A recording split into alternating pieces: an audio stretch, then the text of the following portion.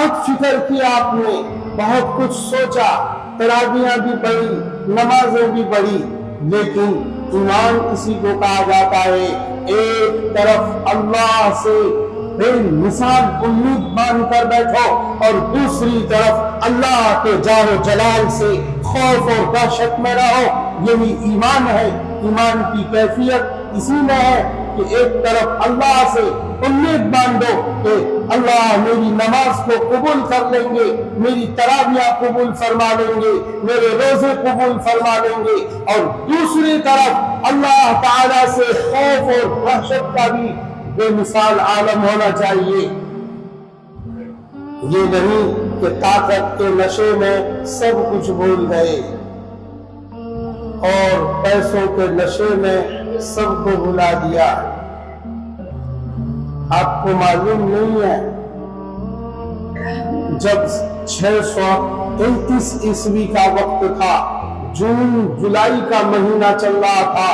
جب حضور اکرم حضرت محمد مصطفیٰ صلی اللہ تعالی علیہ وسلم کو اللہ رب ذوالجلال نے اپنے پاس بلانے کا فیصلہ کر لیا،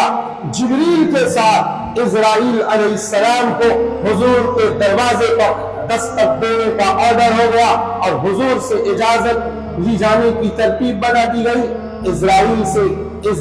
سے کہہ دیا گیا کہ میرے محبوب کے پاس جاؤ اور ان سے پوچھو کہ آپ زندہ رہنا چاہتے ہیں یا اللہ کے پاس جانا چاہتے ہیں، آپ کیا چاہتے ہیں؟ لیکن ایک بات یاد رکھیے گا، اشما شیتا فإنک میت، آپ جتنا بھی زندہ رہو موت آ کر رہے گی۔ کل من علیہا فان ویبقى وجہ ربک ذو الجلال والاکرام۔ حضور سے اسرائیل علیہ السلام نے براہ راست یہ پوچھا، لیکن پوچھنے سے پہلے اجازت دی، سلام کیا، دروازے پر دستک دی، جبریل امین پہلے انٹر ہوئے، اسرائیل علیہ السلام بعد میں انٹر ہوئے، سلام کیا، اور اسرائیل نے بتایا پیغمبر دو جہان کو کہ آج تک میں نے کسی انسان سے موت کے لیے اجازت نہیں لی، یہ آپ اس دھرتی آکاش پر پہلے انسان ہیں جس سے اسرائیل موت کی اجازت دے رہا ہے، آپ کے دروازے پر دستک دینے کی اجازت دے رہا ہے، ورنہ اس دھرتی آکاش میں کوئی شخصیت نہیں جس سے میں نے اجازت لی ہو۔ میرے اللہ نے مجھے آرڈر دیا تھا کہ میرے محبوب کے پاس اجازت لے کر جانا اور ان سے یہ پوچھو کہ آپ وہ میرے پاس آنا چاہتے ہیں یا دنیا میں مزید رہنا چاہتے ہیں، جتنا بھی دنیا میں رہیں انک میت، آپ کو موت آ کر رہے گی۔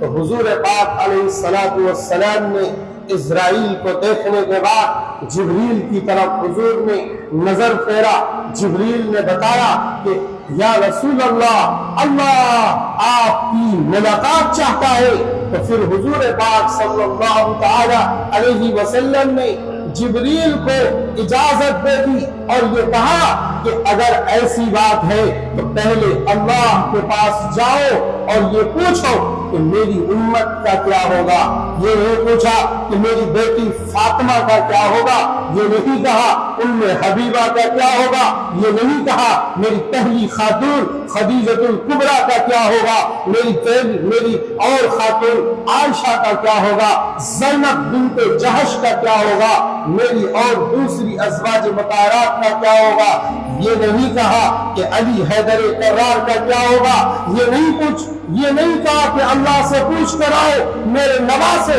جو ایک زہر میں تڑپ رہا ہوگا اور دوسرا نیزے پر چل رہا ہوگا، ان کا کیا حال ہوگا۔ یہ نہیں پوچھنے کے لیے بولا، یہ کہا کہ 2025 میں بھی اگر میری امت ہوگی تو اس امتی کا کیا ہوگا، یہ میرے اللہ سے پوچھ کر آؤ۔ چنانچہ فرشتے پوچھ کر گئے۔ آپ کو شاید پتہ نہیں، اگر ہمارے بیچ پیغمبر کا واسطہ نہ ہوتا، اگر ہمارے اور اللہ کے بیچ محمد الرسول اللہ کا واسطہ نہ ہوتا،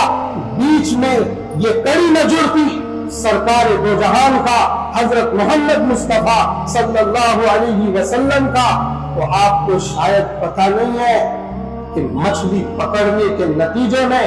بندر بنا دیا قوموں کو اور اسرائیل اور حضرت عیسیٰ علیہ السلام کے معجزے کا انکار کرنے کے نتیجے میں خنزیر بنا دیا اللہ تعالیٰ نے انسانوں کو، اللہ تعالیٰ نے لوگوں کو تحت طرح کے عذاب میں مبتلا کر دیا۔ الم تر کیف فعل ربک بعاد ارم ذات العماد التي لم يخلق مثلها في البلاد وثمود الذين جابوا الصخر بالواد وفرعون ذي الاوتاد والذين طغوا في البلاد۔ دیکھو کیا آپ نے نہ دیکھا کہ ہم نے عاد کے ساتھ کیا کیا آپ نے نہ دیکھا عاد ارم کو کیسے زیر و زبر کر دیا؟ کیا آپ نے نہ دیکھا کہ سمود کو کیسے تہ و بالا کر دیا؟ کیا آپ نے نہ دیکھا کہ میخوں والے فرعون کی کیسے ایک شہید بنا دی؟ اور کیا آپ نے نہ دیکھا دوسری قوموں کو میرے اللہ نے کیسے اسے طاس ناس کر دیا؟ اور پھر اللہ تبارک و تعالی نے آگے ارشاد فرمایا فَأَكْثَرُوا فِيهَا الْفَسَادَ، جب فساد دنیا میں ڈھیر مچا دیا، فساد کی زیادتی کر دی، ظلم اور بربریت کی داستان بنانے کی شروعات کر دی، تو پھر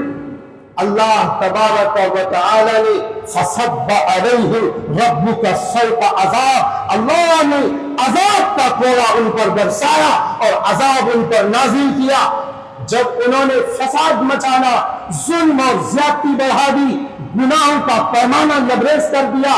تو اللہ فرماتے ہیں فَصَبَّ عَلَيْهِمْ رَبُّكَ سَوْطَ عَذَابٍ، تو تیرے پروردگار نے ان پر عذاب کا کوڑا برسا دیا۔ إِنَّ رَبَّكَ لَبِالْمِرْصَادِ، تیرا رب ہاتھ میں لگا ہوا ہے، تیرا رب ہر ایک پر نظر ڈالے ہوئے ہیں۔ کوئی یہ نہ سمجھے کہ میں پروردگار کی نظر سے چھوٹ چکا ہوں، میری طرف اللہ متوجہ نہیں ہے۔ اللہ نے اعلان کر کے کہہ دیا کہ عرب عجم کو بتا دو إِنَّ رَبَّكَ لَبِالْمِرْصَادِ، کہ تیرا رب تیرے اوپر نظر ڈالے ہوئے ہیں، تم پر، تمہیں دیکھ رہے ہیں، ہر آن تمہارے اوپر اللہ کی نظر ہے۔ فَأَمَّا الْإِنسَانُ إِذَا مَا ابْتَلَاهُ رَبُّهُ فَأَكْرَمَهُ وَنَعَمَهُ، جب اللہ انسان کو آزماتا ہے، جب اللہ تعالیٰ انسان کو کیا کرتا ہے؟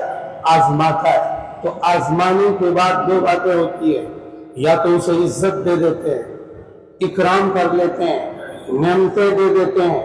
روزیاں بڑھا دیتے ہیں، فیکٹری میں کام بڑھا دیتے ہیں، کمپنی اسٹرانگ کر دیتے ہیں، اور لمیٹیڈ میں پہنچا دیتے ہیں، پرائیویٹ لمیٹیڈ کمپنی تک پہنچا دیتے ہیں۔ ایک چھوٹے سے شاپ کا مالک پرائیویٹ لمیٹیڈ کمپنی کا آنر بنا دیتا اللہ تعالیٰ۔